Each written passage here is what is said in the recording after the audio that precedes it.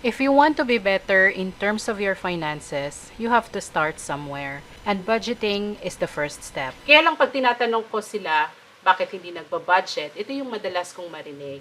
I don't need one, hindi ko kailangan yan, marunong na ako, alam ko na yung mga gastos ko.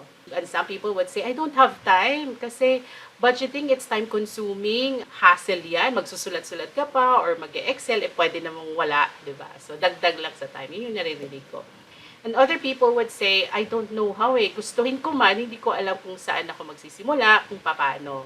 And some, kahit alam nilang kailangan nilang mag-budget, they just don't want to do it because they're afraid to face the truth. Why? Because the truth hurts, right? But sabi nga dito, you will know the truth and the truth will set you free. So it is when we know the truth, we know our current financial situation, dito natin masisimulan, ano ba yung pwede natin gawin to turn things around, to improve our financial situation. So first is to know where are you now in terms of your finances. What I would always suggest is to track your net worth, to know your net worth. Kasi this is where we're going to know saan ba talaga tayo in terms of our assets and liabilities. So yung assets, this is what you own. Ano ba yung meron kayo? And it starts with cash on hand, di ba? Magkano ba ang cash nyo on hand? Meron ba kayo dyan? Wow, 10,000 pesos nakatago sa drawer? Check nyo lahat ng bank accounts nyo. Meron kayong savings account. How much yung nandun ngayon? So, isa-isahin nyo. You have investments, either short-term investments or long-term investments. Maybe you have stocks, you have mutual funds, you have VUL. Ang VUL, it's insurance with investment. Pero ang kukunin lang natin doon, yung current cash value niya. So yung cash value, hindi yung coverage. So lagay nyo rin, if you have house and lot, magkano na kaya yung current value niyan as of the moment. And if you have a car, a vehicle, whatever it is, ilagay nyo rin yung current value niya. Jewelries, collectibles, gadgets. So yun, ilagay nyo yung sa tingin nyo, average or estimate lang na value ng mga assets na yan. Itong assets kasi na to, we consider that asset, ito yung pwede mong mabenta, mapakinabangan in case na nawalan ka na talaga, so pwede mo siyang maliquidate. So lagay natin yan sa assets column. After that, dito naman tayo sa right side, yung liabilities. This is what you owe. So halimbawa, meron kang mga utang sa credit cards, credit card 1, credit card 2, 3 or more kung meron pa. And then, meron kang car, pero meron naka-under sa car loan. So, ilagay mo, di ba sa assets, nilagay mo yung current value ng car. Dito sa liabilities, ilagay natin, magkano pa yung binabayaran mo. Yung kailangan mo bayaran, yung balance mo doon sa car loan. And it's the same thing with other assets like house and lot, may mga lots ba kayong binili. So, ilagay nyo dito sa right column yung inyong mga liabilities. And then, get the total. So, assets minus liabilities is your current net worth. Parang ganito lang siya, cash on hand. Sample lang to ha. Yan, lagay nyo dito, BPI cash, house and lot, tapos dito sa kabila, yung mga what I owe, yung credit card, house and lot, and then net worth, 1.5 million currently. So, kayo ba, may idea ba kayo kung ano yung net worth nyo? Positive ba yan? Negative? Next is to create our budget. So, our budget, it's simply our spending plan. Dapat alam natin magkano ba talaga yung income natin every month. Kahit na weekly or bi-weekly yung sweldo nyo, just create a budget na monthly para alam nyo yung kung magkano ba yung kinikita every month, magkano yung expenses. And in terms of income, pwede nyo ring isali dyan, ilagay dito yung mga other sources of income. Baka meron kayong mga side hustles, may mga business, di ba? So, ilagay nyo dito. Tapos, sa expenses naman, ilagay nyo kung saan nga ba napupunta ang inyong pera. You can start with the non-discretionary expenses like rent or mortgage kung may binabayaran kayong house. Then, yung mga utility bills, food and groceries, yan. School fees kung may mga anak na nag-aaral, transpo, gas, may mga utang kayong binabayaran. Ito yung mga importante, yung mga needs natin.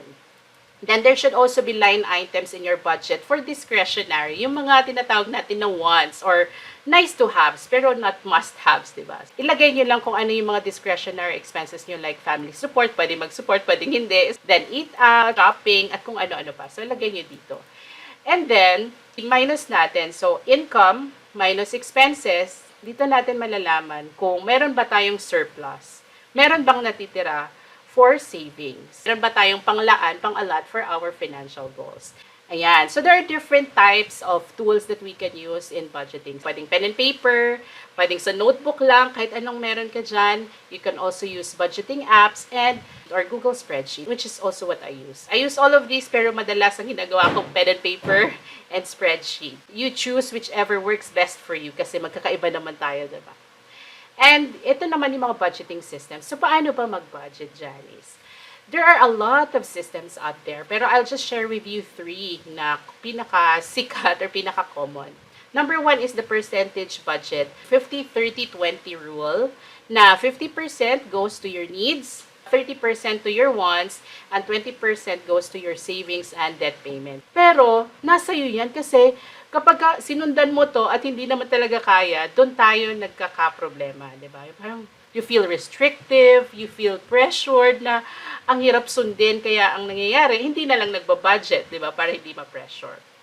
You can also use other percentages, depende sa needs mo, depende sa gusto mo. Some people, they follow the 10-20-70 percentage rule. 10%, binabawas na kaagad nila yun. Pagka-receive ng sweldo, that's for tithes. That's for church offerings. And again, it's based on your beliefs, it's based on your values and priorities. And then, maybe 20% goes to your savings para nakatabi na kaagad. Yung 70% na matitira, yun na yung ibabudget natin for your wants, for your needs. Meron din tayong tinatawag na zero-based budget. Basically, ang concept lang nito is, you get your total income, and then minus mo dito yung expenses mo, dapat ang kalalabasan ay 0. But that doesn't mean na wala tayong masisave. Ibig sabihin lang nito, lahat ng income mo may pangalan, may mapupuntahan. Dapat walang naka-float. Kasi pag naka-float yan, walang pangalan, ang tendency is gagastusin natin yan because we'll feel na free money to, extra money, tara gala tayo or gastusin natin. So, ang concept lang nito is dapat may pangalan. Saan to dapat mapunta? Dadagdag ko ba to sa savings or ilalagay ko sa miscellaneous or kung ano man. Basta lagyan mo ng pangalan. So, dapat ang magiging total niya ay 0. And this is also another common budgeting system na ginagamit, yung cash envelope system. So basically, kung ikaw ay cash talaga yung ginagamit mo hanggang ngayon, so pagkakuha mo ng sweldo, let's say 50,000 o 10,000, lalagay sa envelope para sa rent, 10,000 para sa utility bills. Tapos pag wala nang laman yung envelope, wala na. Dapat hindi kukupit sa ibang envelopes, di ba? Kasi masisira ang budget. So we set a budget and we make sure that we stick to it. But it's not set in stone. Nagbabago-bago rin syempre. We have to be flexible. Pero kailangan, meron tayong sinusundan na plan para hindi tayo nag-overspend on certain categories. Dahil uso na yung mga digital banks at online banking facilities, meron din digital envelope system. And this one is from Tony, na instead of cash envelopes, parang tinatawag nila dito stash. So, isang account lang siya, isang savings account lang siya, pero you can create different stashes. So, dito mo gagawa ng emergency stash for your emergency fund, vacation stash, sineseparate mo na yung funds mo for different categories. So, choose mo lang kung ano yung sa tingin mo nag-work sa'yo and stick to it. Your budget reflects your values and priorities. Ikaw lang nakakaalam kung ano yung importante sa'yo, kung ano yung nasa top priority in your budget. Personal finance is personal. What works for me may not work for you, and what works for you may not work for other people. So, focus on what works best for you.